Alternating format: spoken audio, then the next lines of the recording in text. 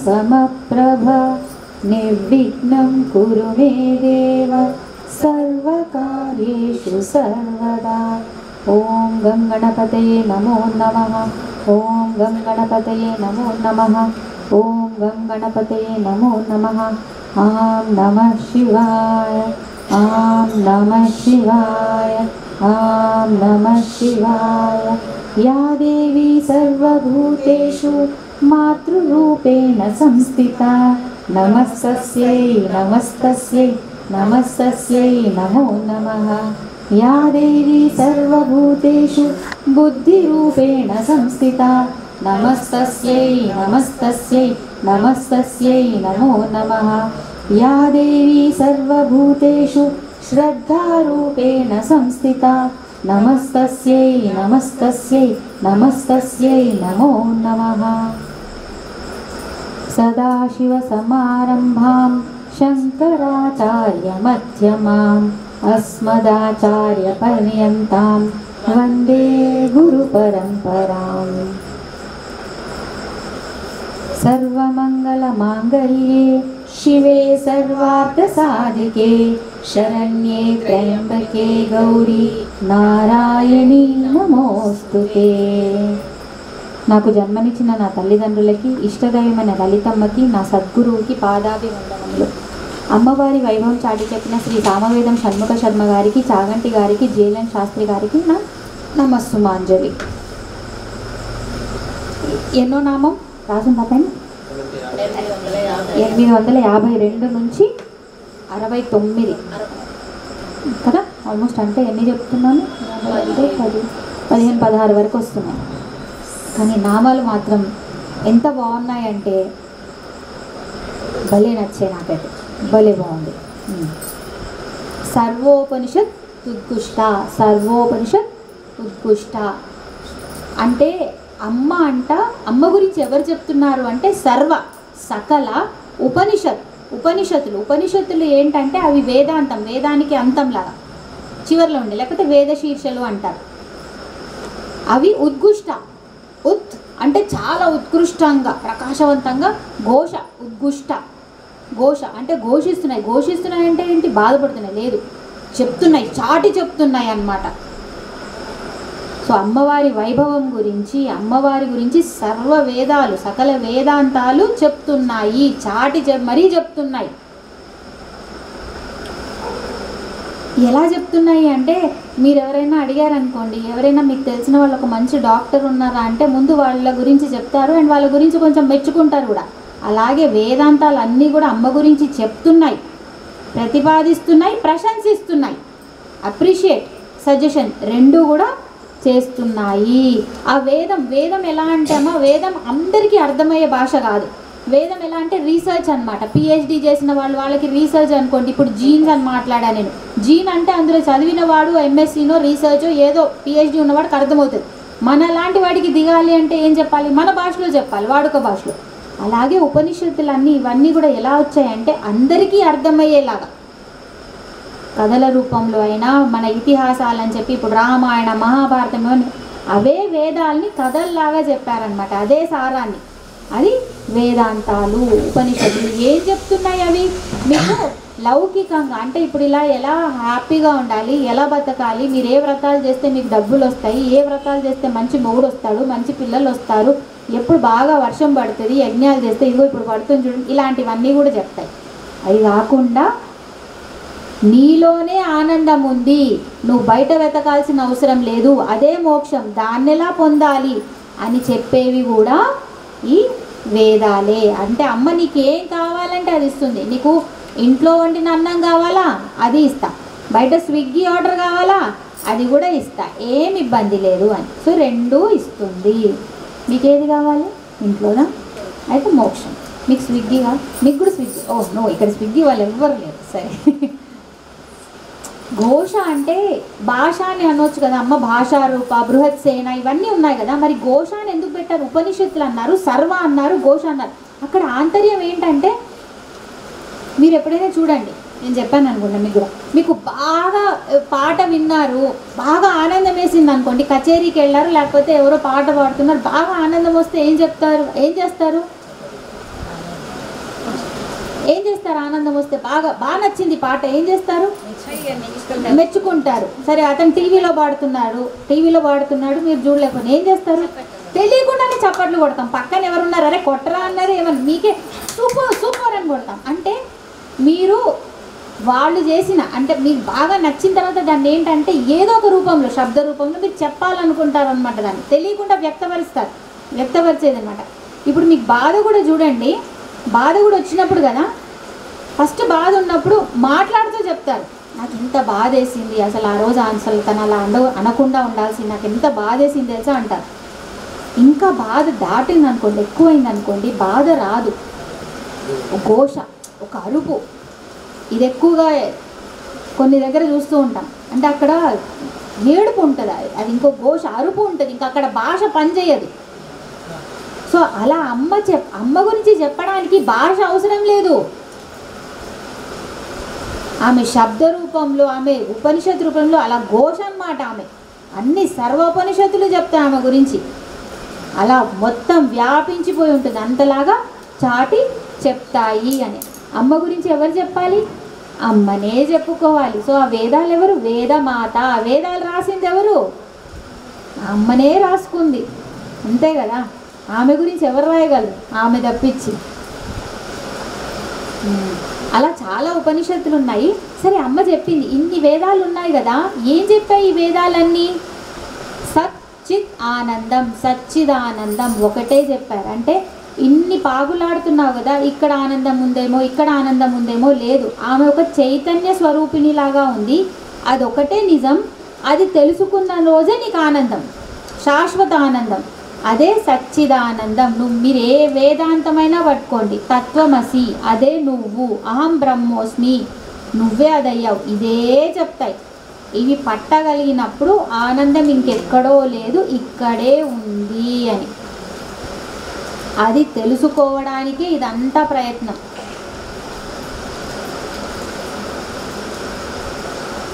మీరు ఫస్ట్ చూడండి, చిన్నపిల్లలు ఎక్కడైనా, టీచర్ అయినా ఫస్ట్ మనం నేర్చుకోవడానికి ఫస్ట్ విద్య ఎక్కడికి వెళ్తాం? ఇంట్లో అమ్మా నాన్న నేర్పిస్తారు, కాదనట్లే. మొదటి గురువు అమ్మా నాన్నని, తర్వాత ఏం వెళ్తాం? గురువు దగ్గరికి వెళ్తాం కదా. మనం గురువు అయిన తర్వాత మనమే శిష్యుల దగ్గరికి వెళ్తాం. అంటే సరే ఇప్పుడు హోమ్ ట్యూషన్స్ వస్తున్నాయేమో, సారీ అట్లా కాదు, కానీ శిష్యులు గురువు దగ్గరకు వస్తారా? ఎలా ఉంటుంది పద్ధతి? శిష్యులే గురువు దగ్గరికి వస్తారు. సో ఒక పాయింట్కి, ఒక టైంలో నువ్వు గురువు దగ్గరికి వెళ్తాను, కానీ నువ్వు గురువు అయిన తర్వాత ఎవరు వస్తారు నీ దగ్గరికి? శిష్యులే. అలాగే ఒకప్పుడు వెళ్తావేమో తెలుసుకోవడానికి, కానీ ఆ తర్వాత ఏమవుతుంది? ముందు అమ్మ గురించి తెలుసుకోవాలంటే నువ్వు బయటంతా తిరగాలేమో, కానీ ఆ తర్వాత ఒక్కసారి ఆ అమ్మ నీలో కూర్చుంటే నీ దగ్గరికి ఆమె గురించి తెలుసుకోవాలని అందరూ తేనెటీగలు వచ్చి నీ దగ్గర కూర్చుంటారు, కానీ నువ్వు ఇంకెక్కడికి వెళ్ళాల్సిన అవసరం లేదు. కానీ అప్పటి వరకు నువ్వు తెలుసుకోవడానికి తిరగాల్సిందే. నీ పాపం అంతా కరగడానికి తిరుపతి కొండ ఎక్కాల్సిందే. ఎట్ట ఎక్కుతారు తిరుపతి కొండ? నడుచుకుంటూనే. అరుణాచలం ఎలా వెళ్తారు? ఆటోలోనా? నడుచుకుంటూనేనా? ఆటోలో వెళ్తే పుణ్యం ఎవరికి? ఆటో ఇవ్వండి. ఎందుకంటే మీ పాపం అంతా క్షయం అవ్వాలంటే మీరు మీ శరీరాన్ని వాడాలి, బ్యాలెన్స్ అవ్వాలి కదా. డబ్బులు ఉన్నాయంటే ఏం చేయాలి? ఖర్చు పెట్టాలా లేదా? పాపం ఉంది, పాపంని ఖర్చు పెట్టాలా లేదా? ఎలా పెడతారు? శరీరంతో పెట్టండి. ఇంకో మంచిది ఎక్కడొస్తాయి తెలుసా? పాపంని ఖర్చు పెట్టడానికి ఎవరు వస్తారు తెలుసా? మీ ఇంట్లో మీ భార్య, భర్త, పిల్లలు, అత్త, మామ, ఫ్రెండ్స్, నేబర్స్, శత్రువులు, మిత్రువులు. సో వీళ్ళందరికీ ఏం చెప్పాలంటే, మీ అత్తగారు బాగా చూసుకుంటారు మిమ్మల్ని, సారీ ఏమనట్లే, కానీ ఎవరైతే మనతో గొడవ వేసుకుంటారు చూడండి, అసలు వాళ్ళకి మనం చాలా థ్యాంక్ యూ చెప్పాలి తెలుసా రోజు. అంటే ఏ ఇబ్బంది లేకుండా అక్కడే ఉండి మన పాపం అంతా క్షయం చేసేస్తున్నారు. తిట్టి ఏదో ఒకటి మీరేం చేయాలి? వెనక్కి తిరిగి తిట్టొద్దు. ఎందుకంటే మళ్ళీ ఏం చేస్తారు? ఒకదానికి ఒకటి 10 రూపాయలు నేను ఇస్తే నీకు 10 రూపాయలు, నేను నీకు ఒక 20 రూపాయలు ఇచ్చినట్టు మళ్ళీ మనం బాకీ పడిపోతాం. తిట్టించుకోండి. ఎలా తిట్టించుకుంటారు?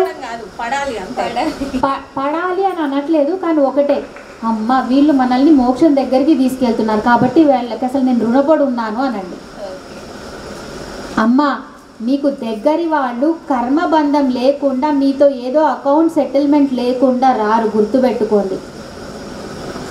కొంతమంది మీకు మంచి చెప్తూ మీతో మంచిగా ప్రేమగా ఉంటూ మీ అకౌంట్ సెటిల్ చేస్తారు. కొంతమంది మీరు చేసే ప్రతి పనికి అడ్డొస్తూ మీ అకౌంట్ సెటిల్ చేస్తూ ఉంటారు. కానీ ఎవరైనా వచ్చింది మీ మంచి కోసమే. ఎవరైనా రాని అది మన మంచి కోసమే. మీరేం చేస్తారు? అది జరుగుతున్న దానికి ఫస్ట్ యాక్సెప్టెన్స్ అంటే ఒప్పుకోండి. నాకే ఎందుకు జరుగుతోంది అనకండి. ఎందుకంటే నీకు తండ్రి రూపంలో జరిగితే అదే బాధని ఒకళ్ళు బాధ నీకు తండ్రి రూపంలో ఇస్తే ఇంకొకళ్ళకి భార్య రూపంలో ఇవ్వచ్చు. బంధాలు మారుతాయేమో కానీ ఇవ్వాల్సిన బాధ మాత్రం మారదమ్మా. కర్మశేషం ఎవడో ఒకడు ఏదో ఒక బంధు రూపంలో వచ్చి వేస్తూనే ఉంటాడు. ఎవడు లేకపోతే మనకు చదువు చెప్పే ప్రొఫెసర్ అయినా పర్లే. మీకు తెలుసా, ఒక్కోసారి చదువు చెప్పే ప్రొఫెసర్ కూడా ఒక్కోసారి తెలియకుండా మన పాత జన్మలో మనకి బాగా దగ్గర సంబంధం ఉంటాడు, తండ్రియో తల్లో. మనకి అక్కడ సహాయం చేయడానికి ఆ కొద్ది కాలం కోసం వచ్చి వెళ్ళిపోతారు. అసలు ఎవరు ఏ కర్మబంధంతో ఎప్పుడు వస్తారో, ఎలా కలుస్తారో, ఎంతవరకు ఉంటారో, ఎప్పుడు వెళ్ళిపోతారో ఆ లెక్కలు మనం వెయ్యలేం తెలుసా. ఆమె ఏ పని పిచ్చిగా చెయ్యదు. ఇక్కడ నుంచి ఇక్కడ గడ్డిపోక అక్కడికి మార్చిందనుకో, ఈ చీమ ఆడ నుంచి ఆడికి వెళ్ళింది, ఈ చీమ మనల్ని గుట్టింది, ఆమె ఊరికేనే అనదు. ఆమెది ఎలా ఉంటుందంటే పరిపాలన దక్షత, కనీసం మీ వెంట్రుక ఇక్కడ నుంచి అక్కడ కదులుతుందన్న ఆమె శాసనమే. ఆమె శాసనం లేకుండా ఇక్కడ భూమి మీద ఏది కదిలేదు లేదు. కాబట్టి మీకు ఇచ్చే ప్రతిదీ వెనక ఏదో ఆమె లెక్క తీర్చాలని కూర్చొని ఇస్తుంది, ఊరికేనే ఇయ్యట్లేదు. అరే మనకు ఒక లెక్కలు సెటిల్ చేసి మన జీవితాన్ని హ్యాపీ చేస్తున్నారంటే సంతోషపడదాం. ఎందుకు ఊరికే దానిలో గెలకడం? మనకి మ్యాథ్స్ ప్రాబ్లం సాల్వ్ చేయడం రాదు, ఆమె కొచ్చు చేసి పెడుతుంది మనకి. గమ్మునైనా కూర్చుందాం. గమ్మున కూర్చుంటే ఎట్లా మేడం, మేము ఎట్లా తట్టుకుంటాం? ఆమె లడలడలలా తిడుతూనే ఉంది. ఎంత కావాలి అర్థమైందా? అర్థమైందా? మిమ్మల్ని తిట్టానమ్మా, నవ్వుతారు తిట్టానంటే. మీరేం చేయాలి? మీకు భాష ఉంది కాబట్టి మీ భాష నాది అదే పనిగా కూర్చొని నేను ఏం తిడుతుందని చెవులు ఇలా పెట్టి వింటున్నారు. ఆ టైంలో మనం ఏం చేయాలి? ఓన్లీ పెదాలు చూడాలి, చెవులు మూసుకోవాలి. ఏదో భాష నాకు అర్థం కాని భాష నన్ను ఇంతలా మెచ్చుకుంటుందా, అబ్బో భలే మెచ్చుకుంటుందే, వెళ్ళిపోవాలి. లాస్ట్కి విసుగొచ్చి ఈమె అన్నిటికీ ఒకేలాగుండేంది, ఈమెకి పిచ్చా నాకు పిచ్చా అని వచ్చి ఈమెకి చెప్పడం కూడా వేస్ట్ అని వెళ్ళిపోతుంది. మీరు ఏదైనా మీరు వేస్తూ ఉంటే తిరిగి అది చిట్టు చిట్టు అందనుకోండి, అప్పుడు ఆనందం. ఎంత వేసినా అవతల నుంచి ఏది రాలేదనుకోండి, వాళ్ళే వెళ్ళిపోతారు గమ్మున. ఎందుకంటే ఆ ఆటలో మజా ఉండదు కదా. ఆ ఆటలో మజా ఎవరిస్తున్నారు తెలియకుండా మనమే ఇస్తున్నాం. ఏడ్చో నవ్వో అరిచో ఏదో ఒకటి చేసి. మీరు కూడా అమ్మలాగా విగ్రహంలా ఉండండి. ఎంతసేపు వస్తారు? 2 నిమిషాలు వచ్చి దండం పెట్టుకొని పోతారు. అంతకన్నా ఎక్కువ కూర్చుంటారు. గంట ఆమె మాట్లాడితే కదా కూర్చోండి. అలాగే మీరు కూడా చేయండి. ఈ ముందు కూర్చొని వెళ్ళిపోతారు ఏమన్నా, కానీ నిజంగా చేయండి.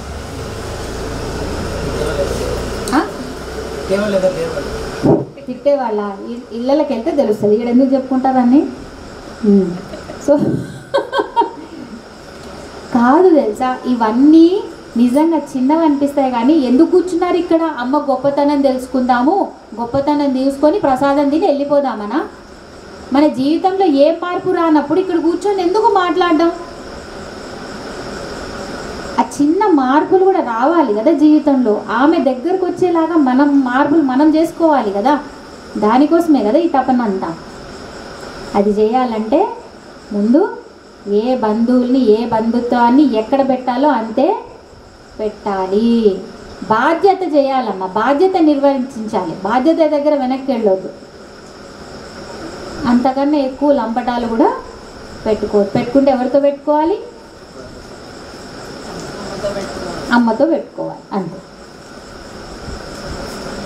ఉపనిషత్తులు అంటే ఎన్ని ఉన్నాయి? 10 ఉన్నాయమ్మా. అందులో కేనోపనిషత్తు అని ఉంటే దాంట్లో మొత్తం అమ్మగారి గురించే మాట్లాడుతుంది. అమ్మ గురించే చెప్పేదంతా కేనోపనిషత్తు అనమాట. మిగతా ఉపనిషత్తులు ఉన్నాయి, పేర్లు చెప్పాలా? సరే, అవన్నీ ఈరోజు నామాలు ఎక్కువ ఉన్నాయి, చేస్తాం. వేదాంతం సరిగ్గా అర్థం కాకపోతే అంట రాద్ధాంతం చేస్తాడంట. కాబట్టి వేదాంతం అర్థమైతే కూర్చోండి, అర్థం కాకపోతే కుర్చీ పక్కకి జరుపుకోండి. కానీ అక్కడే కూర్చొని మన ఇంత సొంత బుర్రని ఇంత పీసడంత ఉన్న బుర్రని పెట్టి వాళ్ళు ఒకటి అంటే దాన్ని ఇంకోటి తీసుకెళ్ళకండి. ఎందుకంటే అందరి మెచ్యూరిటీ లెవెల్స్, పరిపక్వత లెవెల్ ఒకలా వేరేలా ఉంటుంది. ఫస్ట్ క్లాస్ పిల్లాడికి నేను చెప్పేది 10th క్లాస్ పిల్లాడికి చెప్పేది తేడా ఉంటుంది. అలాగే మీ పరిపక్వత లెవెల్ వేరేగా ఉన్నప్పుడు అదే అర్థాన్ని, అదే భాష, నేను ఒకటి మాట్లాడితే ఒక వాక్యము, సెంటెన్స్ మీరు అర్థం చేసుకున్నట్టు ఆ మేడం అర్థం చేసుకోండి, ఆ మేడం అర్థం చేసుకున్నట్టు ఈ మేడం అర్థం చేసుకోండి. మీరు అందరు కలిసి మాట్లాడుతుంటే అప్పుడు అర్థమవుతుంది, వామ్మో మేము ఈ ఒక్క వాక్యాన్ని ఇన్నిలా అర్థం చేసుకున్నామా అని. కాబట్టి వేదాంతం అర్థమయ్యే స్థాయికి వద్దాం, రాద్ధాంతం చేయకుండా కూర్చున్నాం. నొప్పులా మొదలైనా సరే, మంచిది. మరి బుద్ధి ఇదెంత వేదాంతం అర్థం కావాలంటే బుద్ధి చక్కగా ఉండాలి. బుద్ధి చక్కగా ఉండాలంటే ఏం చేయాలి?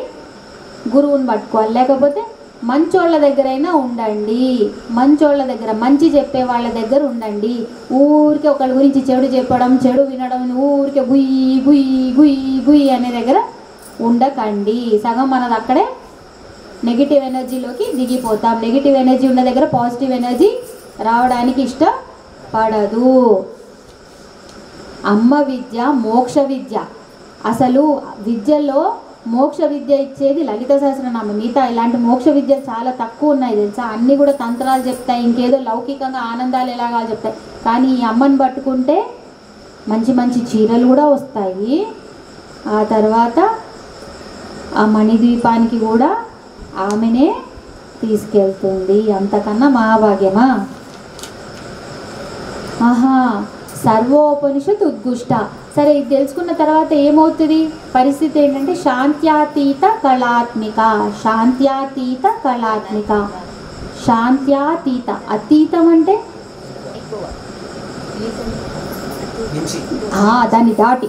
దాన్ని దాటి నవరసాల్లో చివరి రసం ఏంటి మేడం? పాటలు పాడేవాళ్ళు, డ్యాన్సులు వేసేవాళ్ళు లాస్ట్ రసం ఏంటి? శాంతి. శాంతి రసం. రౌద్రంలో అన్నీ పోయినాక లాస్ట్ వచ్చేది శాంతి. శాంతి అనవచ్చు కదా, మళ్ళీ శాంత్యాతీత ఏంటి? శాంతి ఉంది, మళ్ళీ శాంతికి అతీతమా? అమ్మ, రెండు ఒకటే కదా.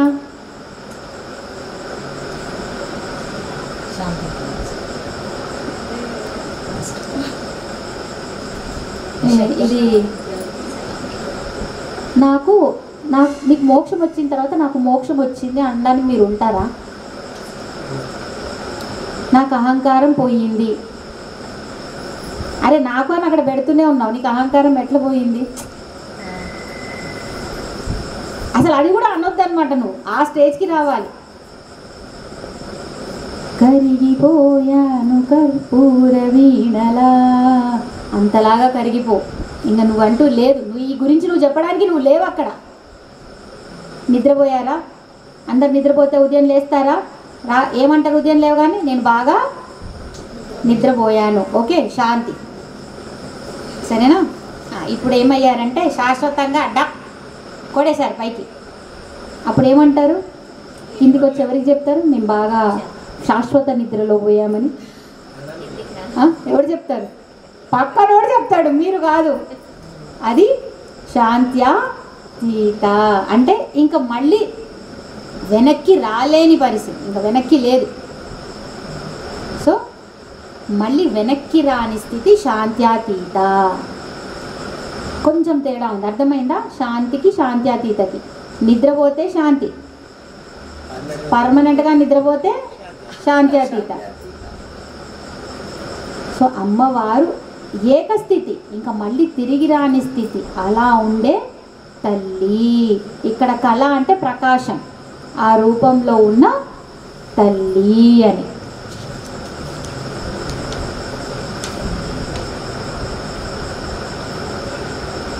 అంతే, ఒకటైపోవడం, కలిసిపోవడం అన్నమాట. మళ్ళీ వెనక్కి రాని స్థితి.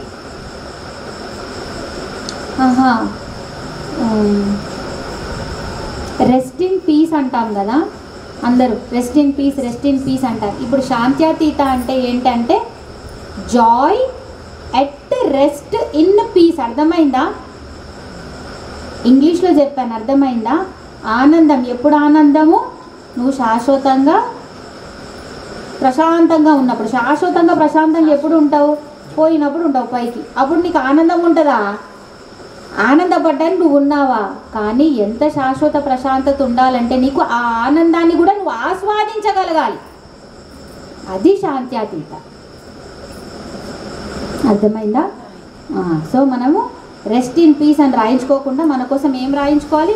Joy at rest in peace అని రాయించుకోవాలి. అది శాంత్యాతీత. అంటే ఏముంటుంది మా? ఎవరితో గొడవ లేదు, ఎవడి మీద కోపం లేదు, ఎవడో వస్తాడు మనకి ఏదో చేస్తాడన్న ఆతృత లేదు.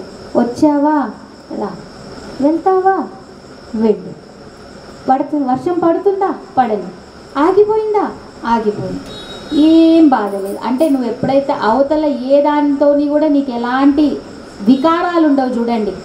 అది అంటే చిన్న మార్పులు తీసుకురాకండి, చిన్నవి తీసుకురండి. పెద్దవి లేకపోయినా చిన్నవి. ఆ నామాలకు అమ్మ ఏం చెప్తుందో అది అర్థం చేసుకొని వెళ్ళండి. ఊరికే విని మాత్రం వదిలేయకండి. అసలు నేను ఎన్ని చెప్పను, ఈమె నాకు ఎన్ని చేసిందో. అయ్యో నన్నైతే wheels on the bus go round and round round and round and round and round, నన్ను వీల్స్ ఆన్ ద బస్ వేసి పరిగెట్టిస్తుంది. అమ్మ తల్లి, గరుడ బస్సు చేసినవేం తల్లి, నన్ను ఆటో ఎక్కించి క్యాబ్ ఎక్కించేసి మరీ ఎక్స్ప్రెస్ తీసేసి గరుడ మీద పరిగెట్టిస్తున్నావు అని. పరిగెట్టిస్తుంది గరుడ, కానీ గరుడలో వెళ్తేనే కదా మీకు హ్యాపీనెస్ ఎక్స్ప్రెస్ కన్నా కదా. గరుడ ఏసీ ఉంటుంది, మంచిగా పడుకోవచ్చు. సో మిమ్మల్ని ఫుల్ ఫాస్ట్ చేస్తుంది అన్నిట్లో, కానీ మీకు ఇవ్వాల్సిన ప్రశాంతత, ఒక నిలకడ స్థితి కూడా ఇస్తుంది. అది ఆమె ఎలా ఉంటుందంట? గంభీరం అంటే ఏంటి? ఆ మేడం చాలా గంభీరంగా ఉంది. గంభీరంగా ఉన్న వాళ్ళ దగ్గర మీరు వెళ్తారా? వెళ్ళరు. గంభీరం అంటే మనకి ఏదో కోపమో లేకపోతే ఆమె కొంచెం ఎక్కువ మూడియో ఏదో గంభీరం. ఇక్కడ ఆమె గంభీరానికి అది కాదు అర్థం. లోతు, సముద్రపు లోతు ఉంటుందా, ఆ సముద్రపు లోతులాగా నిండుతనం. నిండుతనం ఎవరికి ఉంటుంది మా? చోటు, స్పేస్. మీరు ఎక్కడైనా చోటుని విడదీయగలిగారా? ఇప్పుడంటే మనం జాగాలు కొని విడదీసి ఇది నాది నాది అంటున్నాం, కానీ నిజంగా చోటుని విడదీయగలరా? ఆకాశాన్ని విడదీయగలరా? అది ఎలా ఉంటుంది? గంభీరం, మొత్తం వ్యాపించి ఉంటుంది. ఆ నిండుదనం ఇక్కడ ఉంది ఇక్కడ లేదని కాదు, మొత్తం నిండుదనం. లోతు, విషయపు లోతు అంటే అమ్మ సముద్ర గర్భంలాగా నువ్వు ఎంత తెలుసుకోవాలనుకున్నా ఇంకా తెలియాల్సింది ఎంతో ఉంది. అది అమ్మ లోతు. అమ్మ నిండుతనం అంటే సర్వవ్యాపకత్వం. స్థూలం కనిపిస్తూ ఉంటుంది అనమాట, మొత్తం నిండుతనం. అంటే మీరు భూమితో పోల్చుకోవచ్చు, చోటుతోని భూమితోని అలా కనిపించే తల్లి గంభీరం. సముద్రం లోతుకి వెళ్ళాలంటే మనకేం కావాలమ్మా?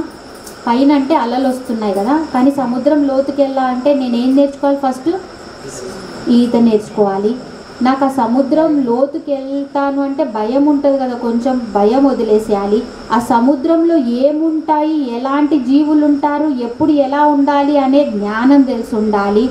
ధైర్యం కావాలి, ఓపిక ఉండాలి, సహనం ఉండాలి. ఎందుకంటే ఎప్పుడు వెళ్తే ఏమవుతుందో తెలియదు, కానీ ఓపిక పట్టి ఉండాలి, సహనం ఉండాలి, పట్టుదల ఉండాలి. నేను వెళ్తా, నేను చేస్తా, నేను బుజ్జిదాన్ని నువ్వు వింటావా, ఇంత ఉండాలి. అంటే ఆ అమ్మ లోతు గురించి తెలుసుకోవాలంటే పట్టుదల ఉండాలి, సాహసం చేయాలి, ఓపిక ఉండాలి, భయం ఉండొద్దు, జ్ఞానం కావాలి. అంటే లోపలికి వెళ్ళాలంటే ఆమె గంభీరత్వం అర్థం కావాలంటే ఇవన్నీ కావాలి.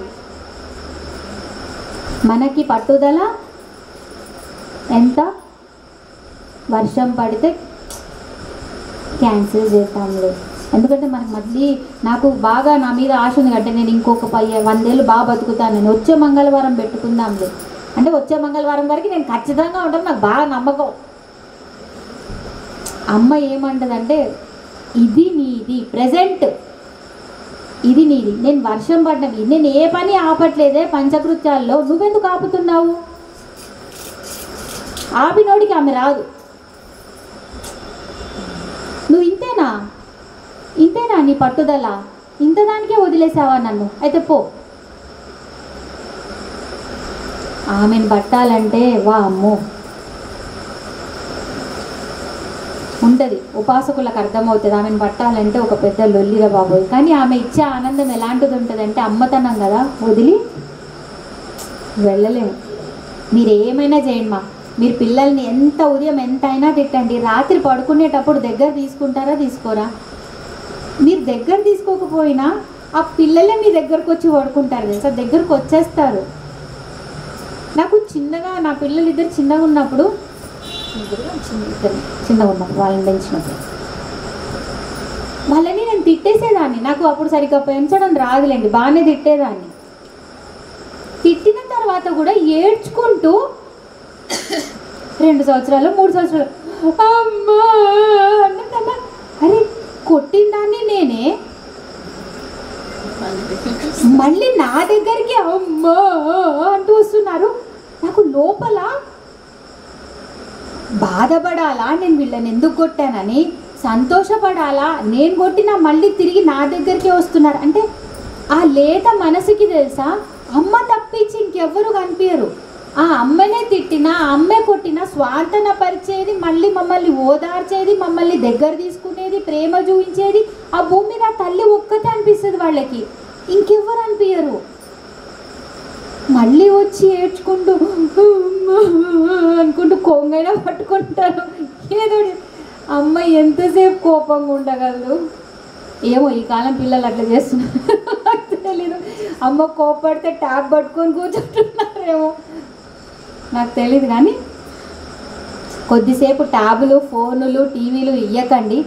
మీ పిల్లలు ఆ నిజమైన అమ్మదనాన్ని మీరు చూస్తారు, లేకపోతే వాళ్ళు అంతే.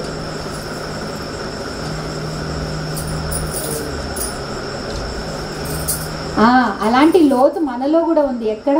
హృదయం, హ్రాద్రం, లోతు, హ్రాద్రం, లోతు అంటే అందుకే హృదయాకాశం, దహరాకాశ రూపిణి.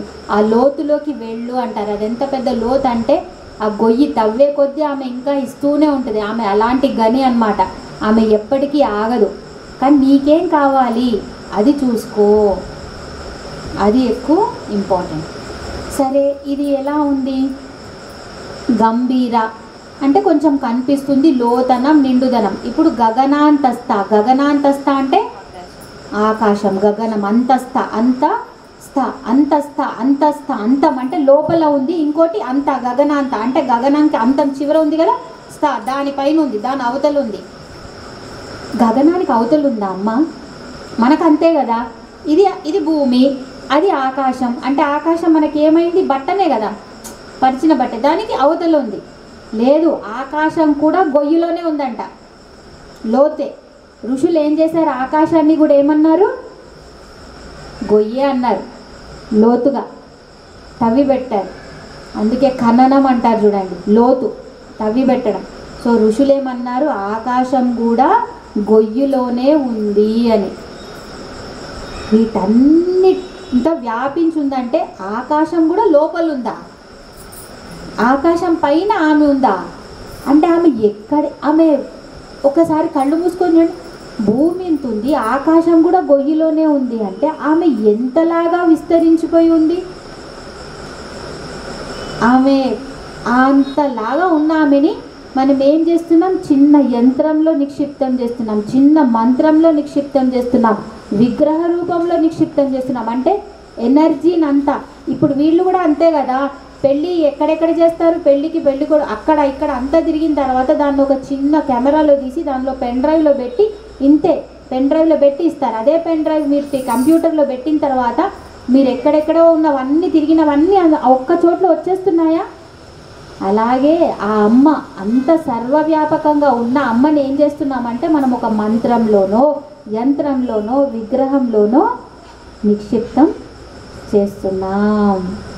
అది గగనాంతస్థ. గగనం ఎలా ఉంటుంది? విశాలంగా ఉంటుంది, ఉన్నతత్వంగా ఉంటుంది. ఏమంటారు? రేడియేషన్ అంటే కిరణాలు కదా మేడం. కిరణాలకి మీరు చివరన పట్టవచ్చు, కానీ మెయిన్ కిరణం ఎక్కడి నుంచి వస్తుందో పట్టగలరా? పట్టలేరు. కాబట్టి ఆమె అంత సూక్ష్మం. అంటే స్థూలము ఆమెనే, కనిపించే విగ్రహము ఆమెనే, కనిపియని మంత్ర రూపంలో ఉన్న దేవత ఆమెనే. ఆమె ఒక అనుభూతి. అమ్మ దైవం అంటే మీకు కనిపిస్తే మళ్ళీ మీకు సహాయపడే ఒక మనిషి రూపంలో కనిపిస్తుంది, లేదా ఆమె ఒక అనుభూతి. ఆమె గురించి కూర్చొని మాట్లాడుతూ ఉంటే మీ కళ్ళల్లోంచి నీళ్ళు వస్తున్నాయి, పరవశమైపోతున్నారు, పాట పాడుతున్నారు, డ్యాన్స్ వేస్తున్నారు. నిజం కూర్చుండిపోయారు, కళ్ళల్లోంచి నీళ్లు పడుతున్నాయి. ఆమె ఒక అనుభూతి అమ్మ. ఆమె ఎక్కడికో వెళ్తే ఇలా సంచేసుకొని వెళ్ళి తిరిగితే ఆమె మార్కెట్లో దొరికే కూరగాయ కాదు, టమాటా కాదు. ఆమె ఒక అనుభూతి. ఇక్కడే కూర్చొని ఆమెను అనుభవించవచ్చు. అనుభవిస్తా అంటే రోజులు గడిచిపోతాయి, అదే సమాధి. అందుకే సమాధిలోకి వెళ్ళినోడు 3 రోజులైనా బయటికి రాడు, 3 నెలలైనా బయటికి రాడు. ఎందుకు? ఆమె అంత ఆనందం ఇస్తూ ఉంటుంది, ఆగకుండా ఇస్తుంది ఆనందం. ఇంత ఇప్పుడు ఇచ్చా తర్వాత ఇచ్చాను కాదు, కానీ మీరు మనం ఆ స్థాయికి చేరాలి కదా. దానికి మాత్రం బాగా పరీక్షలు ఉంటాయి. పరీక్షలు ఏం లేవు, కర్మలే, మనం చేసిన వాసనలే, అవే ఒక్కొక్కటి దిగాలి. బోరు కొడుతుందా? బోరు కొట్టే వాళ్ళు చేతులు లేపండి. మీకు మాజా ఇస్తా, ఏమో చల్లగా ఉందమ్మా, సమోసా తినిపిస్తా. ఎవరికి బోరు కొట్టట్లేదు, ఎవరికి సమోసా తినాలండి, మంచి పిల్లలు. మరి అక్కడ నుంచి అంటే స్థూలం అంటే మనం చూడగలిగే నుంచి చూడలేని వరకు ఉంది అంటే ఆమెకి ఎంత గర్వం ఉండాలి, ఎంత పొగురు ఉండాలి కదా. మనకేదో కొంచెం ఉంటేనే ఇంత పొగురు ఉంటుందే, మరి ఆమె అంతలాగా ఉంది, ఆమెకి ఎంత గర్వం ఉండాలి. కాబట్టి ఆమె గర్విత. అవునా? అమ్మకు అంత గర్వం ఉందా? పువ్వుకి వాసన ఉంటుందా అమ్మ? మంచి పరిమళం ఉంటుందా? దీపానికి కాంతి ఉంటుందా? కర్పూరానికి మంచి వాసన ఉంటుందా? దానికి గర్వం కూడా ఉంటుందా? ఎప్పుడైనా పువ్వు నేను గర్వంగా ఉన్నాను చెప్పిందా? విన్నారా? పువ్వుకి ఏముంటుంది మరి? మంచి సువాసన ఉంటుంది. మంచి సువాసన ఉంది కదా, మన దగ్గర లేదు, ఆమె దగ్గర ఉంది కదా పువ్వుకి. మరి పువ్వు ఎప్పుడైనా వచ్చి చెప్పిందా? గర్వపడిందా నాకు ఇది ఉంది నీకు లేదు అని? ఇక్కడ గర్విత అంటే ఏంటంటే ఆమె సహజ లక్షణం. మనం ఎట్లా గర్వపడతాం? నీకన్నా నేను ఎక్కువ. ఆమె కన్నా ఎక్కువ ఎవరు ఉన్నారు? సమానాధిక వర్జిత. అసలు చేసిందే ఆమె అంతా. ఆమె సహజ లక్షణం అన్నమాట. గర్విత అంటే ఎందుకు గర్వం? ఎందుకు అంటే ఆమె ఆ పరమశివుడు ఉన్నాడు కదా, పరమేశ్వరుడు, ఆయనలో ఎప్పుడు లీనమైపోతుంది. ఆ ఆనందమే ఆమెకి గర్వం. మీరు గర్వం ఎప్పుడు పడతారు? మీరు ఏదో సాధించారు, దేనికైదో ఆనందం వచ్చింది, అప్పుడు గర్వపడతారు కదా. ఏదో ఆనందం కదా, సాధించారు, దానికో ఆనందం. ఆ ఆనందమే మీరు గర్వంగా చెప్పుకుంటారు. అదొక రకమైన వ్యక్తీకరణ. ఆమెకి ఎందుకు గర్వం? ఎప్పుడు ఆ పరమశివునితో లయమై ఆనందంగా ఉంటుంది కాబట్టి దానికి ఆమె గర్వం. వీళ్ళెంత అంటే ఆయన ఇది చెయ్యాలి అని ఆయన మనసులో జస్ట్ ఒక తరంగం ఇలా వచ్చి రానట్టు వస్తే ఆమె చేసేస్తుంది. అంటే అసలు వాళ్ళిద్దరూ వేరు కాదు, ఒకటే. కానీ ఆయన కదలడు, ఈమె కదులుతుంది, అంతే తేడా. ఎవరో ఒకరు లేచి పని చేయాలి కదా. అదే దాన్ని మన సనాతన ధర్మంలో ఏం చేశారు? భర్త ఏం తీసుకొచ్చిస్తాడు సంచిలో? పైసలు, అర్ధము, దానిలోనే బియ్యము. దాన్ని మనం ఏం చేస్తాం? తినగలిగేటట్టు మారుస్తాం. కానీ తినగలిగేటట్టు మార్చాలంటే కూడా దాన్ని ఫస్ట్ ఎవరో ఒకరు తీసుకొచ్చి ఇవ్వాలి కదా. అది చేసే పని ఎవరు? భర్త. కాబట్టి మనల్ని అందుకే 2 చేశారు, భార్యాభర్త అని 2 పెట్టారు. కానీ ఉన్నది ఒకటే. ఆ ఇద్దరు కలిస్తేనే కదా నీ కడుపు నిండేది. పిల్లలకి 2 కావాలి, అమ్మా నాన్న 2 ఉంటేనే పిల్లలకు ఆనందం. కానీ ఆ పిల్లలు మాత్రం ఏం కోరుకోవాలి? అందుకే ఎప్పుడు అమ్మా నాన్న ఒక దగ్గరే ఉండాలని కోరుకోవాలి. సో మనం ఏం కోరుకోవాలి? మనమంతా పిల్లలం కదా, మన అమ్మా నాన్న ఒక దగ్గరే ఉండాలి. ఎవరు అమ్మా నాన్న? మనల్ని కన్న అమ్మా నాన్ననా? వాళ్ళు ఎలాగో ఒక దగ్గరే ఉంటారు, ఒకే ఇంట్లో, ఇబ్బంది లేదు. మీ లోపల ఉన్న అమ్మా నాన్న ఎవరు? ఎక్కడున్నారు? పైన ఎవరున్నారు? పైన శివుడు, కింద సహస్రారం దగ్గర ఎవరు? అమ్మ. మీరు మీ లోపలున్న అమ్మ నాన్నని కదిలించండి, వాళ్ళని ఒక దగ్గర చేర్చండి. అది చేయాల్సిన పని. ఇక్కడ కూర్చొని ఆ అమ్మా నాన్నని కలపండి, మీలో ఉన్న అమ్మా నాన్నని కలపండి. ఎప్పుడైనా చూడండి, అమ్మ నాన్న దూరంగా ఉంటే ఏ పిల్లాడికైనా ఇష్టంగా బాగుంటుందా, ఆనందంగా ఉంటాడా? మరి మీ అమ్మ నాన్న దూరంగా ఉంటే మీరు ఎలా ఆనందంగా ఉంటారు? వాళ్ళని కలపండి అబ్బా, వాళ్ళని కలపండి. ఒక్కసారి అమ్మని తీసుకెళ్ళి అయ్య దగ్గర కూర్చోబెట్టి ఆ తర్వాత అయ్య ఊరుకోడు, అంటే అమ్మ దగ్గరకు వస్తుంటాడు, పోతుంటాడు. సో ఒక్కసారి కుండలిని జాగృతం అయితే ఇటు చంద్రమండలం, ఇంకా మీరు తిరుగుతూనే ఉంటారు ఆ షట్చక్రాల్లో ఏదో ఒక చక్రం దగ్గర. మీరు ఏ చక్రం దగ్గర తిరిగి పని చేస్తుంటారో మీరు ఆ రకంగా తయారవుతారు, ఆ రకమైన పనులు చేస్తారు. అర్థమవుతుందా?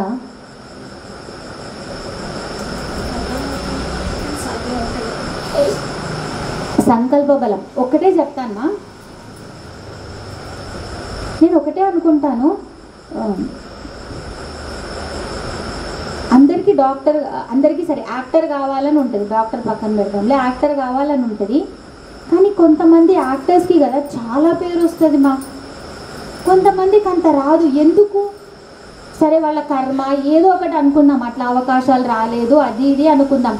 కానీ నాకు ఎప్పుడూ డౌట్ ఇది, అమితాబ్ బచ్చన్, షారుఖ్ ఖాన్, మన దాంట్లో ఎన్టీఆర్, సరే ఇప్పుడు రామ్ చరణ్ జూనియర్ ఎన్టీఆర్, కొంతమంది పేరు బాగా వస్తుంది, కొంతమంది ఎంత కష్టపడుతున్నారు, అది ఎందుకు వస్తుంది కానీ గుర్తింపు ఉండదు ఎక్కువ. ఎందుకు? అమ్మా మళ్ళీ చెప్తున్నా, ఏదైనా పని మొదలు పెట్టే ముందు సంకల్పం గట్టిగా కోరుకోండి. సంకల్పం ఎప్పుడైతే వీక్గా ఉంటుందో, డోలగా ఉంటుందో, నాకు ఇంతే కావాలి అని మీ సంకల్పం ఎంత చిన్నగా ఉంటే మీ ఫలితం కూడా అంతే చిన్నగా ఉంటుంది. తర్వాత బాధపడొద్దు, వీళ్ళందరికీ వస్తుంది పేరు నాకెందుకు రావట్లేదు అని. ఎందుకంటే నువ్వు సంకల్పించినప్పుడు అంతే కావాలని సంకల్పించావు. రాయి సముద్రంలో వేస్తున్నప్పుడే పెద్దదయ్యండి, బుచ్కి బుచ్కి రాళ్ళు వేయకండి. ఇప్పటికిప్పుడే అనుకోండి, నాకు 100 కోట్లు కావాలనుకోండి, మీకు 100 కోట్లు వస్తాయి. కావాలా? ఐటీ రేడ్ వేస్తే ఎవరికి కావాలి చెప్పండి. నిజమ్మా, ఒకళ్ళు ఎదుగుతున్నారు, ఒకళ్ళు ఎందుకు ఎదగట్లేదు? సంకల్ప బలం. అందుకే సంకల్ప బలం గట్టిగా అనుకోండి. నాకు ఇంత ఇస్తే చాలు అంటే ఆమె అంతే ఇస్తుంది. నేను నువ్వే కావాలి అని కూర్చున్నా, వస్తుందో రాదో, నువ్వు దానికి అర్హురాలివో కావో, కానీ నీ సంకల్ప బలం గట్టిగా ఉండి దానికి తగ్గ ప్రయత్నం చేస్తే, నీలో ఆ ఆతృత ఆమెకి కనిపిస్తే, ఆ అర్హత కూడా ఆమెనే ఇస్తుంది, ఆమెనే కల్పిస్తుంది. నీ దగ్గర ఆ సంకల్పం ఉందా, సమర్పణ ఉందా, ఆతృత ఉందా, ఆకలి ఉందా, ఇది ఆమె చూసేది. అర్హత కాదు. బయట జాబుల కోసం డిగ్రీలు పట్టుకొని వెళ్ళాలి, ఈమె దగ్గర ఎలాంటి డిగ్రీ అవసరం లేదు. డిగ్రీ అడగకుండా నిన్ను దగ్గర తీసుకునేది ఈ తల్లి ఒక్కతే. ఈ కాలంలో మనం కూడా తల్లులై డిగ్రీ లేకపోతే వాడు ఫెయిల్ అయి వస్తే ఇంటికి రాత్రి అన్నం కూడా పెట్టమేమో, 4 చివాట్లు పెడతామేమో, ఏరా చదవడానికి కాదు ఇంత డబ్బులు పెట్టామని. ఆమె ఒక్క మాట అన్నది, నువ్వు ఏడుస్తురా, ఇప్పటికిప్పుడు నేను తీసుకుంటా. నువ్వు దొంగవా, దొరవా, నీచుడివా, భ్రష్టుడివా, దుష్టుడివా, మంచోడివా, రాజువా, రంకువా, నాకు సంబంధం లేదు. నువ్వు ఏడ్చుకుంటూ నా పిల్లాడివైరా, నేను నిన్ను తీసుకుంటా, నీకు అర్హత కల్పిస్తా. వాల్మీకి ఎవరిచ్చారు అర్హత రామాయణం రాయమని?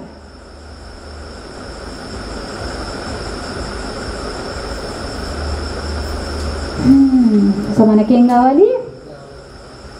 ఏం కావాలి? అమ్మ కావాలి. సంకల్ప బలం గట్టిగా అనుకోండి. ఏం కావాలనే సంకల్పం గట్టిగా చేయండి.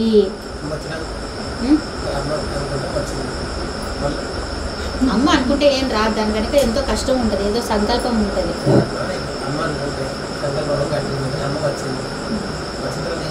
నిలబెట్టుకోవాలి. ఏదైనా అంతే కదమ్మా, డబ్బు సంపాదించిన తర్వాత ఏం చేస్తారు? కాపాడుకోవాలి, అంతే కదా. ఏదైనా అంతే. పేరు వచ్చిన తర్వాత ఏం చేస్తారు? పేరు నిలబెట్టుకోవాలి, అదే ఎక్కువ కష్టం. పేరు రావడం ఈజీ, పేరు నిలబెట్టుకోవడం మహా కష్టం. అమ్మదేమో గర్వం. మనకి గర్వం ఉండొచ్చా? ఇప్పుడు నేను ఇది చెప్తున్నా, నేను గర్వపడొచ్చా? ఆ అమ్మ నాకు తాళం వేసిందనుకో, నేను చెప్పగలనా? నాకు ఉండాల్సిందేంటి మరి? కృతజ్ఞతాభావం. అమ్మకు ఉండాల్సింది గర్వం. అది ఎవరికి ఉండాలో వాళ్ళకే ఉండాలి. అండ్ ఈ భూమి మీద, ఈ మొత్తం భూమండలంలో ఆ గర్వం ఎవరికి ఉండాలి? ఆమెకే. ఎందుకంటే ఆమె నుంచే ఇవన్నీ వచ్చాయి. ఆమె ఉంది కాబట్టి, ఇచ్చింది కాబట్టి మనకి ఏదైనా ఉంది. మనం చెప్పాల్సింది ఏంటి? Thank you, thank you, thank you.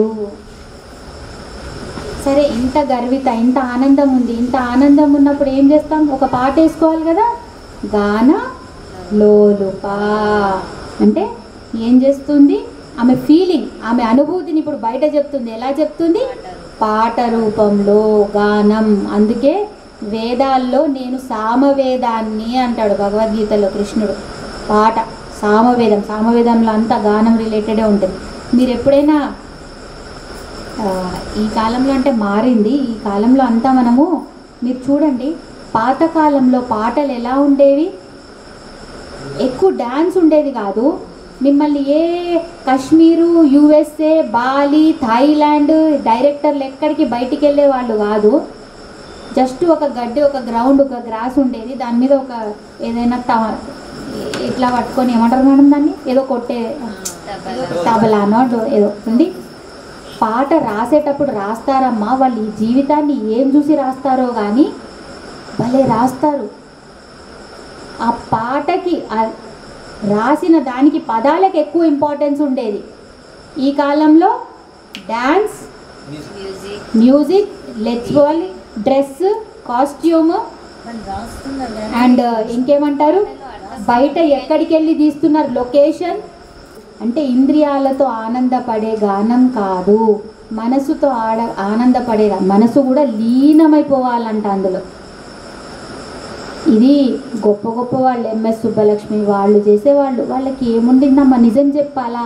ఆ అమ్మ దగ్గర అయితే ఎక్కువ డబ్బు, డాంబికం బాగా ఉన్నది. కానీ అమ్మ నామాలు చెప్పు దేనికి తీసుకోకుండా స్తోత్రాల మీద స్తోత్రాలు. వాళ్ళు లోపల ఒక రకంగా లోపలికి వెళ్ళిపోతారు. యేసుదాస్ అయినా, బాలసుబ్రహ్మణ్యం గారైనా, వాళ్ళు దాన్ని మనసు కూడా లోపలికి వెళ్ళిపోతుంది. అది ఫీల్ అవ్వగలరు. అందుకే ఆ పాటలో ఆస్వాదం ఉంటుంది.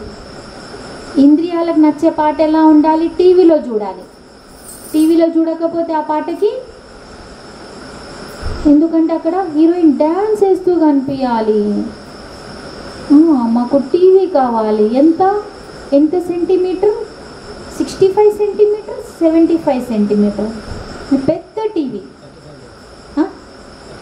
టీవీలు పెద్దగా ఉండాలి కదా అందరికీ. అయ్యో అవునా, మరి ఇలా మనసు లీనమైపోవాలా? ఉన్న చెక్క అంతా మనసుతోనే. ఇది ఎట్లా లీనం అవ్వాలి? ఏం చేయాలి? నిరంతర సాధన, క్రమశిక్షణ. ఎప్పుడైనా గుండెకి విసుగొచ్చి ఒకరోజు రాత్రి మీకు చెప్పింది, ఎచ్చి నాకు బోరు కొడుతుంది అని కొట్టుకోవచ్చు అని వెళ్ళిపోయింది అనుకో, మన పరిస్థితి ఏంటి? అది నేను కొట్టుకోను చీ అనే మాట కూడా మనం ఆయనకి చెప్పలేము. ఏమండి నా గుండె కొట్టుకోవడం ఆపేస్తా అంటుందండి, ప్లీజ్ అండి, ప్లీజ్ అండి అని కూడా అనలేము. ఆ లోపల చెక్కేస్తాం. ఎప్పుడైనా చెప్పిందా పుట్టినప్పటి నుంచి మన గుండె, అబ్బా లబ్బు డబ్బు, లబ్బు డబ్బు అని విసుగొచ్చింది, నేను కొట్టుకోను అని? అంటే అంత నిరంతర సాధన చేస్తారా? మీకు అంత క్రమశిక్షణ ఉంటుందా? అలా ఉన్నప్పుడు నేను నీకు అర్థమవుతాను, అనుభూతిలోకి వస్తాను. నువ్వు బయట ఏ పనైనా చెయ్యి, కానీ లోపల మాత్రం నేనే ఉండాలి. ఇప్పుడు గుండె కొట్టుకుంటుంటే మాత్రం, అయ్యో గుండె కొట్టుకుంటుంది, నేను ఏ పని చేయనమ్మా, నా గుండె ఆగిపోతుంది, నేను ఆగిపోయానా? దాని పని అది చేసుకుంటుంది, మీ పని మీరు చేసుకుంటున్నారు. మరి అమ్మని ప్రతి నిమిషం గుండెలో పెట్టుకోండి.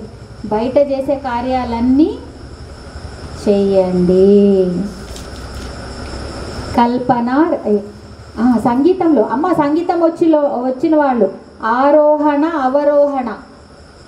ఆరోహణ అంటే ఏంటి మేడం?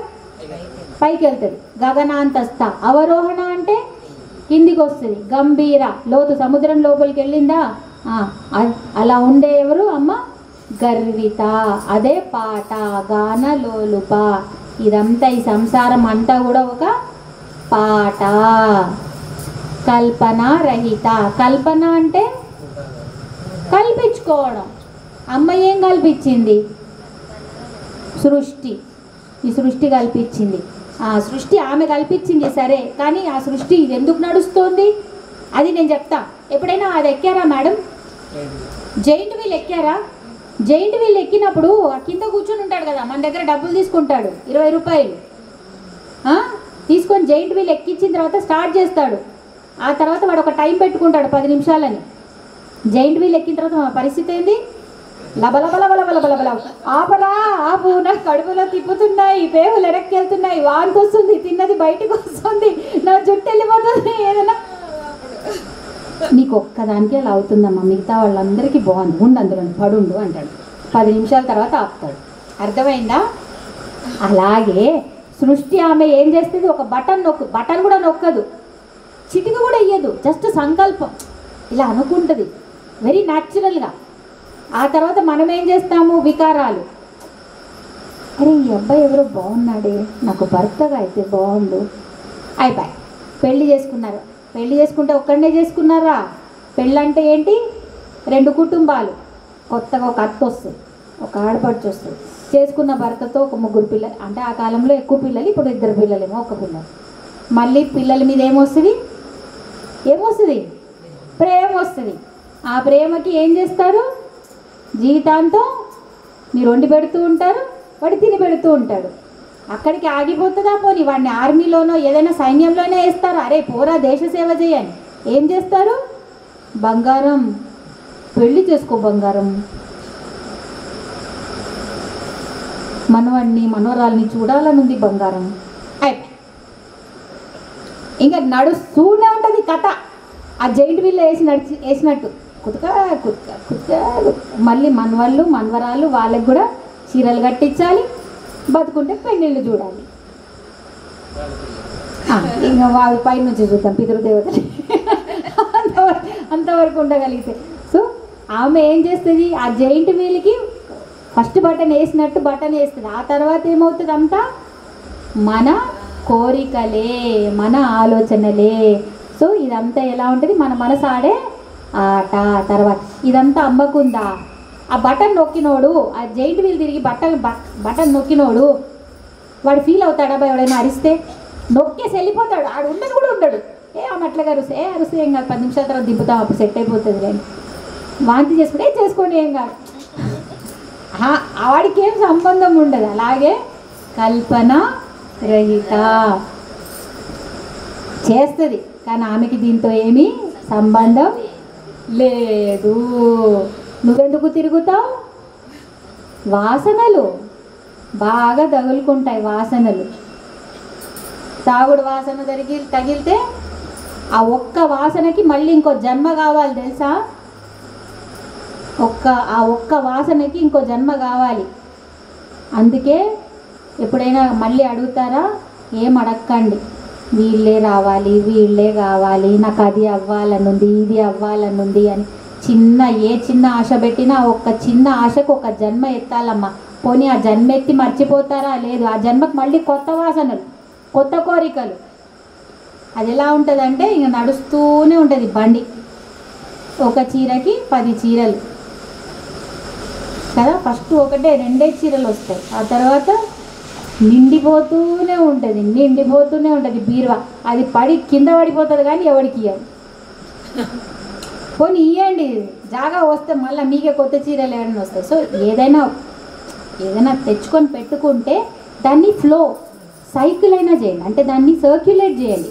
మీరు ఒకళ్ళకి ఇవ్వండి, మీకు అమ్మ ఇంకోళ్ళ నుంచి ఇప్పిస్తుంది. అన్నీ మీరే పెట్టుకున్నారనుకోండి, దాంట్లో ఏమొస్తాయి? లక్క పురుగులా అండ్ ఏవో కొరికి కొట్టాల్సిన ఎలుకలు వస్తాయి. మీరు వేసుకోలేరు, ఎవరికి ఇవ్వలేరు. ఎవరికి? అయ్యా. సో అలా ఉన్న అమ్మ కాష్ట. కాష్ట అంటే ఎక్కడైనా విన్నారా? కాష్టం అంటే ఏంటి? కాష్టం అంటే కాలుస్తాం. ఎక్కడంటాం ఈ మాట? శ్మశానంలో తగలబడతాం. కాష్టం కూడా అయ్యేంతవరకు ఆగామా పదం వాడతాము. ఇక్కడ కాష్టం అంటే ఏంటి? టైం ఎంత అవుతుంది? టైం ఎంత అవుతుంది? 9:09. అందరికీ టైం అర్థమవుతుంది కదా, ఇది రాత్రి అని. ఆకలి కూడా వేస్తుంది కదా. ముందు ఒకదాన్ని నేను కూర్చున్న దాన్ని కూడా కనిపిస్తున్నా కదా, మీ కాలాన్ని తినేస్తున్నా అని, ఒక అర్ధగంట మీవి లాగేసుకుంటున్నా అని కనిపిస్తున్నానా? ఆమె కాష్ఠ అంటే సూక్ష్మ కాల రూపిణి. కాష్ఠ అంటే సూక్ష్మ కాల రూపిణి. మీకు కనిపించదు. ఆమె ఎప్పుడు మీ కాలాన్ని తినేస్తోందో మీకే తెలియదు. అంటే ఆమె దగ్గరికి వెళ్ళే కొద్దీ మీరు ఈ కాలం నుంచి ఇంకా ఆమె కాలంలోకి అంటే చిన్న చిన్నగా పడిపోతాయి. ఇది ఎలా ఉంటుందంటే, కట్టె ఉంది కదమ్మా, కట్టె నిప్పులో పెడితే, అగ్గిలో పెడితే కట్టె ఏమవుతుంది? కాలిపోతుంది. కట్టె ఏది చూపిస్తారా? ఎక్కడుంది? నిప్పు అయిపోయింది. అలాగే ఏది కాల్చినా నిప్పు ఏం చేస్తుంది? అగ్గి ఏం చేస్తుంది? మీరు ఏమైనా ఇవ్వండి, అది కాల్చేసి తన ఉనికి ఎక్కడ కోల్పోదు, కానీ అన్నిటినీ ఏం చేస్తుంది? అగ్గిని చేస్తుంది. అలాగే అమ్మ ఏమంటోంది? నీ బుద్ధి కూడా చివరికి ఎవరిలో కలిసిపోవాలి? నాలో కలిసిపోవాలి.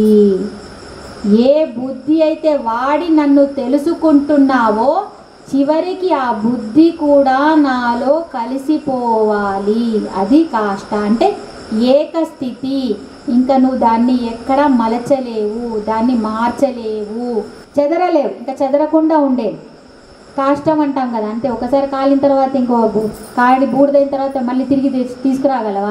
తీసుకురాలేవు. కాష్ట అంటే అది తీసుకురాలేవు అన్నమాట వెనక్కి కాలాన్ని. ఆమె ఆ సూక్ష్మ కాల రూపిణి. మరి దిక్కుల్లో కూడా ఆమె అష్టమూర్తులు ఉన్నారు కదా శివుడిలో కూడా.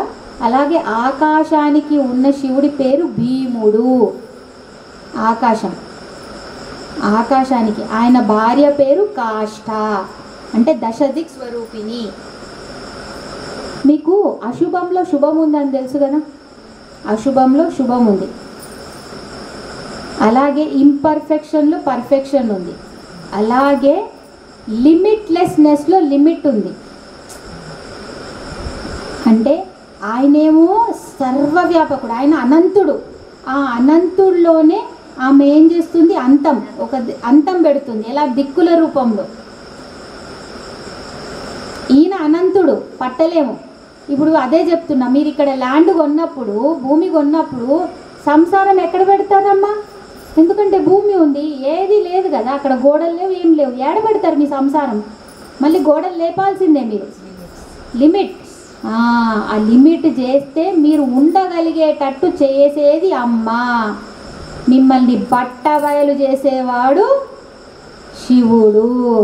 మిమ్మల్ని ఏం లేకుండా నిల్చోబెట్టించ నట్ట ఏమంటారు, నడి సముద్రంలో నిల్చోబెట్టించిన నీకు ఏది లేదురా దిగంబరుని చేసి నిల్చోబెట్టించేవాడు శివుడైతే, నీకు ఆ గోడలనిచ్చి కాపాడి దిక్కులనిచ్చి కాపాడే తల్లి అమ్మ. అమ్మ ఎక్కడుంది? అయ్యలో ఉన్నాడు. కాబట్టి అమ్మని పట్టుకుంటే ఆయన దగ్గరికి చేరుకోవచ్చు. ఎందుకంటే ఆయన ఎలా ఉంటాడు? ఎప్పుడు కదలని వాడు. కదలని వాడిని ఎంతని కదుపుతాము? దానికన్నా కదిలే అమ్మని పట్టుకుంటే ఆమె తీసుకెళ్ళి ఆయన దగ్గరికి చేరుస్తుంది. అకాంత, ఆల్రెడీ ఇంతకుముందు ఒకసారి కాంత అని పేరు వచ్చింది 329. అందుకే ఇక్కడ అకాంత అని చేర్చాం. ఎందుకంటే సహస్రనామాల్లో ఏది నామం రిపీట్ అవ్వదు అని. అవ్వచ్చు కానీ అర్థాలు మారుతాయి. అకం అంటే ఏంటిమా? బాధ, నిరాశ, పాపం, దుఃఖం, అంతం, పోగొట్టేది. ఇవన్నీ పోగొట్టే తల్లి. ఏంటవి? బాధ, నిరాశ, పాపం, దుఃఖం. ఇవే కదా మీకు అన్నీ వద్దు కదా, వీటిని పోగొట్టే తల్లి. కమ్ అంటే బ్రహ్మ. బ్రహ్మని కూడా కమ్ అని సంబోధిస్తాం. అకాంత అంటే బ్రహ్మకి కూడా అంతాన్ని చూసే తల్లి. మరి ఈమె ఎక్కడుంది? ఇంతమందిని ఇంత ఉందంట. గంభీర, గగనాంతస్థ, గర్విత, గానలోలుప, కాష్ఠ, కాంతార్థ విగ్రహ. అకాంత ఈమె ఎక్కడుంది? కాంతార్థ విగ్రహ. కాంతార్థ విగ్రహ అంటే భర్త యొక్క శరీరముగా ఉన్న తల్లి. ఆ భర్త శరీరం ఎవరు? ఈమెనే. ఇంకోటి చెప్తా, లాస్ట్ టైము తలోదరి అన్నప్పుడు తకి 3వ నంబర్ ఇచ్చాను అక్షరం అంకెల్లో, లని 6 ఇచ్చి 9 అన్న నవావరణ. గుర్తుందా గుర్తులేదా? నేను మ్యాథ్స్ చెప్తున్నట్టు ఉంటుంది. అలాగే సాంఖ్యశాస్త్రంలో కకి 1వ నంబర్ ఇచ్చారు, సరేనా? కాంతార్ధ, కాంత, క అంత. అంతం అంటే ఏంటి మేడం? శూన్యం, ఏం లేదు. అంటే 0 వేసుకోనా? క అంటే 1వ నంబర్, క అంటే 1వ నంబర్ శివుడు అయ్యవారు. అమ్మవారేమో అంతం, శూన్యం. 1 పక్కన 0 పెడితే 10, 1 పక్కన 2 సున్నాలు పెడితే, 1 పక్కన 3 సున్నాలు పెడితే 1000. 1 ఎన్నిసార్లు వస్తుంది? ఒకటేసారి. 0 ఎన్నిసార్లు వస్తుంది? అన్నిసార్లు. ఆత్మ ఉన్నది ఎన్ని? ఆత్మ ఎంత? ఒకటే. శరీరాలు ఎన్ని? దీని అర్థం అదే. శ్రీచక్రంలో కూడా ఎలా ఉన్నారు? ఇద్దరు వేరువేరుగా ఉన్నారా? లేరు. ఏంటది? శివలింగం. శివలింగం ఎవరు? ఓన్లీ శివుడా? అసలు శివుడికి ఆమె లేకపోతే శివుడు ఏం చేస్తాడు పాపం? ఒక్కడే బోరు కొట్టదు ఆయనకి. ఎక్కడికి వెళ్ళినా అమ్మ ఉండాల్సిందే. అమ్మ లేకుండా ఆయన ఏం చెయ్యలేడు.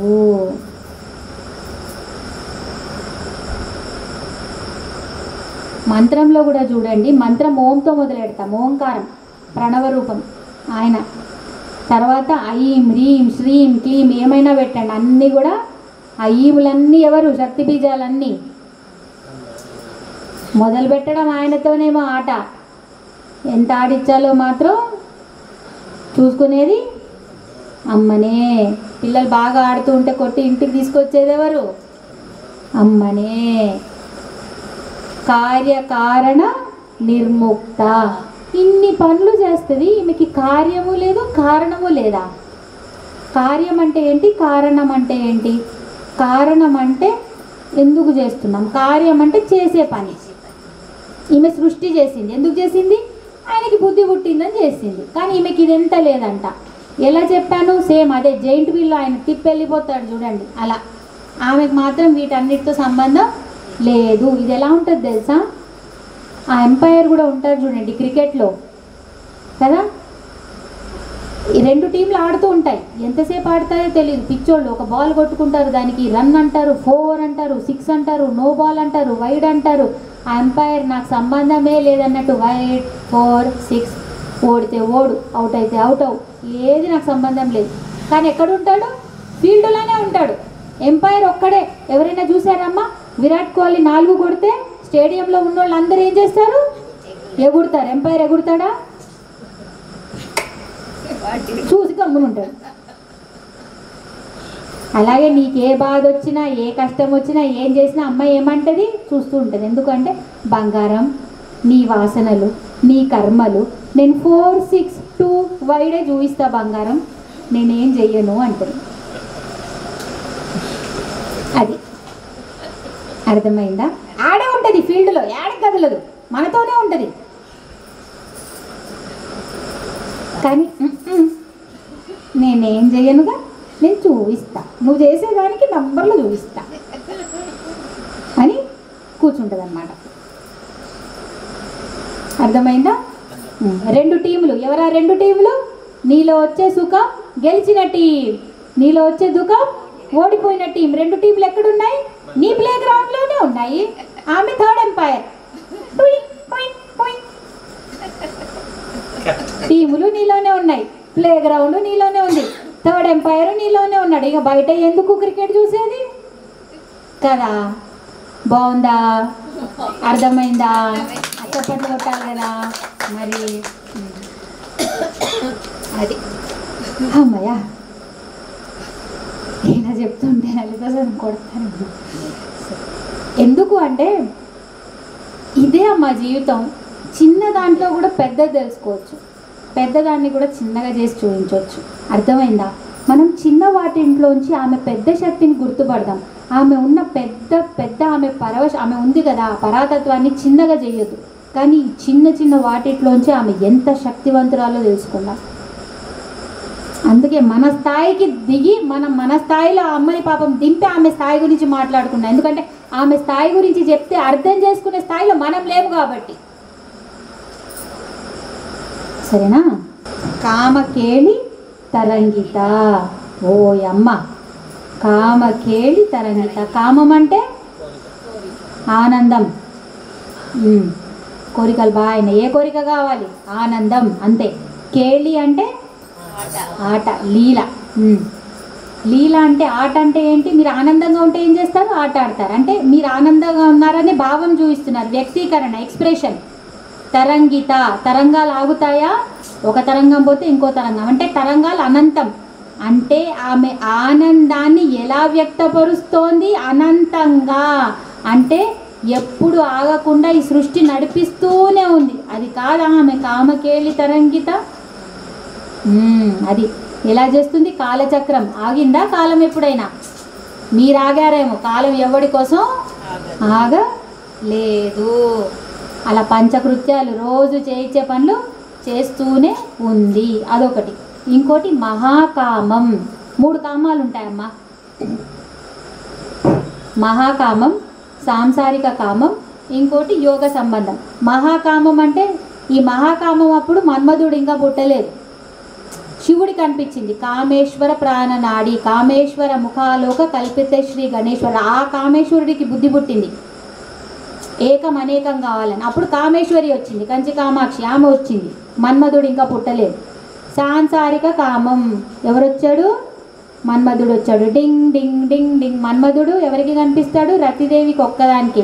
అందుకే ఆ అమ్మాయికి పళ్ళు ఎత్తుకుంటాయి. కానీ ఎందుకో వాడికి అమ్మాయి అంటే భలే నచ్చుతుంది. మిగతా వాళ్ళందరికీ పిచ్చిలేస్తుంది. ఎందుకు నచ్చిందిరా ఈమె? ఎవరికి నచ్చలేదు. వీడికి ఎందుకు నచ్చిందంటే సాంసారిక కామం.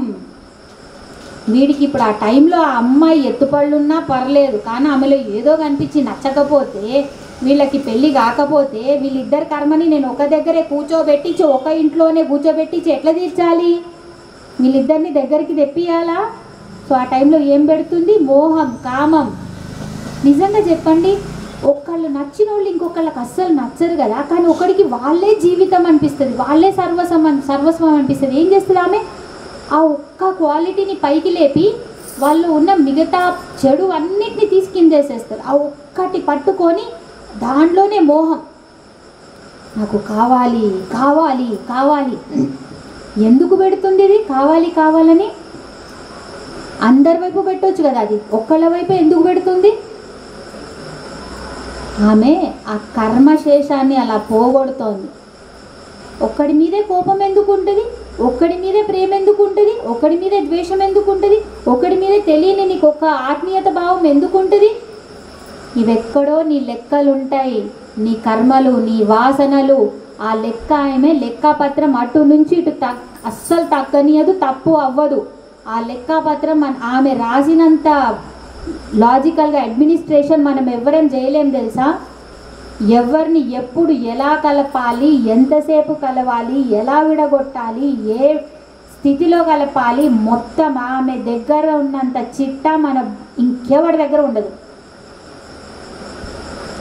కాబట్టి ఎవరు కలిసినా వాళ్ళు నన్ను బాధ పెట్టేయడానికి కలిశారు లేదు, వాళ్ళు యాక్చువల్లీ నీ బాధ తప్పియడానికి కలిసారు. నీకు సుఖం ఇచ్చేటోడు ఏదో ఉంది నీది తీర్చాల్సింది. అసలు దుఃఖం ఇచ్చేటోడినే ఎక్కువ మెచ్చుకోవాలి సుఖం కన్నా. ఎందుకంటే తొందరగా అతను నీ అకౌంట్ని జీరో చేస్తున్నాడు. సుఖం ఇచ్చేటోడు ఏమంటాడు? నాన్న నాకు మళ్ళీ నువ్వే నాన్నలాగా రావాలి. డొర వద్దునా నాయన, లేదు నాన్న నాకు మళ్ళీ నువ్వే రావాలంటే వీడి కోరికకైనా వీడు నాన్న రావాలి కదా. వద్దు నాన్న నాకేం కోరికలు లేవు, లేదు నాన్న అయితే. కాబట్టి అన్నీ జీరో చేసుకోండి లెక్కలు.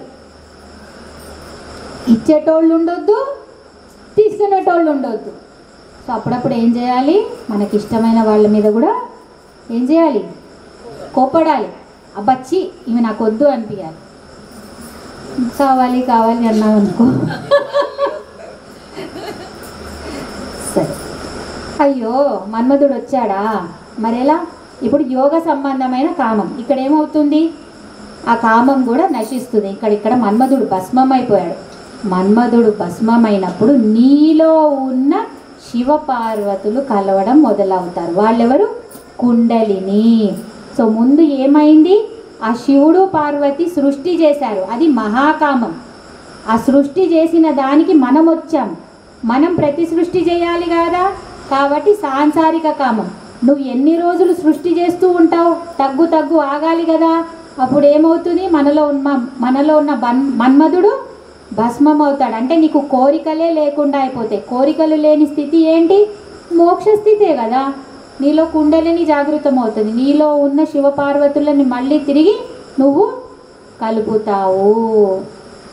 ఏ శివపార్వతులైతే నిన్ను సృష్టించారో నువ్వు తిరిగి మళ్ళీ ఆ శివపార్వతులని కలవడమే మోక్షం.